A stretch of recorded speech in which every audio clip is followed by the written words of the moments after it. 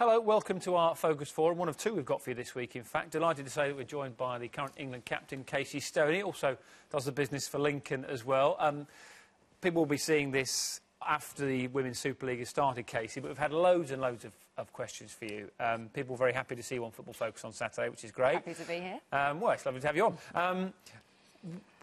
Lots of questions just generally about where you see women's football at the minute. You mentioned on Saturday about it being such a huge participation sport. I mean, is it something which you're more excited to be involved with now than you were at earlier stage in your career? Yeah, I remember when I used to have to pay to play. So now we've got central contracts through the FA, we get paid by our clubs, we're semi-professional. We've played in front of over 70,000 last summer in the Olympics. You know, I didn't dream of that as a little girl, so it just shows how far women's football's come, and I think it's probably at its best now, with a lot more room to grow, but it's the best I've ever been involved in. And do you feel you get support, or maybe enough support, from the Football Association, from the men's game, from football fans in general? Have you seen a change in attitudes? I've definitely seen a change in attitudes, I think, especially since the Olympics, because so many people watched the game against Brazil on the telly, and I think it was something like 3.8, 3.9 million people watched that on BBC. So, you know, it has changed. I think the respect for the men's game has changed as well, and I think we're growing a closer bond with the men's game now, so that's fantastic.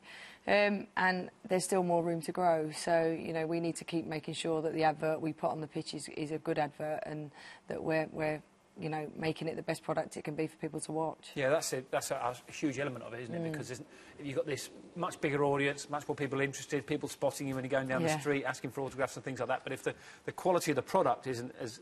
I don't want to talk about it in strict sort of business terms. Yeah, of course. But the football's got to be as good as it can be to attract people back once they see it again. Yeah, absolutely. And I think if the football's good, you know, people are going to come back and watch. And I think a line into that is the fact that we're playing on better pitches now.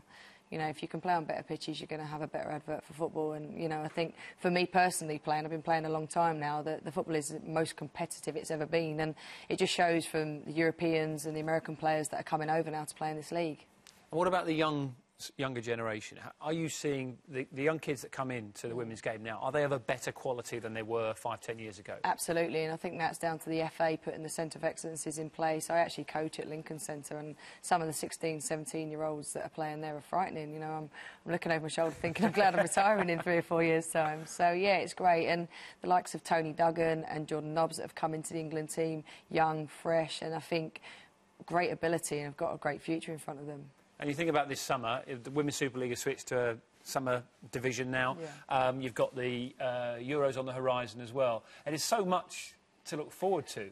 Yeah, it's huge. I think, for me, it's exciting times. It's great that the BBC have taken the Euros on as well, and they're going to be showing... Not my decision, but I think it's a welcome one, but I can't take responsibility for that. It's great that they're going to be showing all the games, you know, because people have access to it then. And it just shows last year the fact that it was given a platform at the Olympics. It shows what it can do for women's football. So, you know, we're looking forward to the Euros. We need to do well there, and hopefully it can spiral from there. A couple of questions. Adam and Simon and Elizabeth want to know...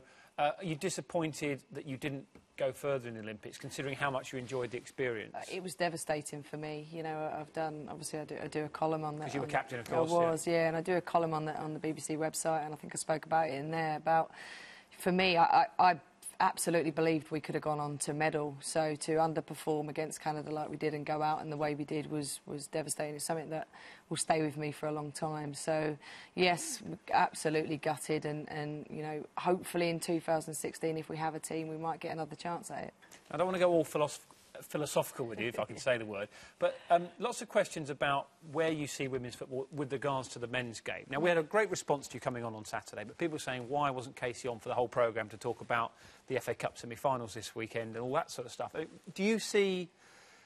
what do you see your role as? Because, obviously, you play women's football, which is a very different sport to men's football, but you obviously are a footballer and are more than happy to talk about anything with regards to the game. Oh, absolutely. You know, I was actually on BBC Radio 5 Live to go on there and talk about men's football, which was great. But I think if we're promoting the women's game, I need to be on to talk about women's football, because for myself, I want to get away from comparisons with the men's game. Yes, I can talk about men's football. You know, I'd like to think I'm knowledgeable about the game, but I'm here to talk about England. I'm here to talk about the Women's Super League. So it's great to be able to come on and just highlight women's football. OK, whenever we have people on, we always ask the two questions. We get asked it a lot as well. Best player you've ever played with and the best player you've ever played against? Best player I've ever played with is Kelly Smith. Probably. Thought you might go for Kelly Smith. Yeah, probably one of the best players that England have ever produced. Best player I've played against would have been quite a few years ago when I played against America. Would have been Mia Hamm. Her movement as a centre forward was something that gave me nightmares for weeks. So yeah, she was a great player.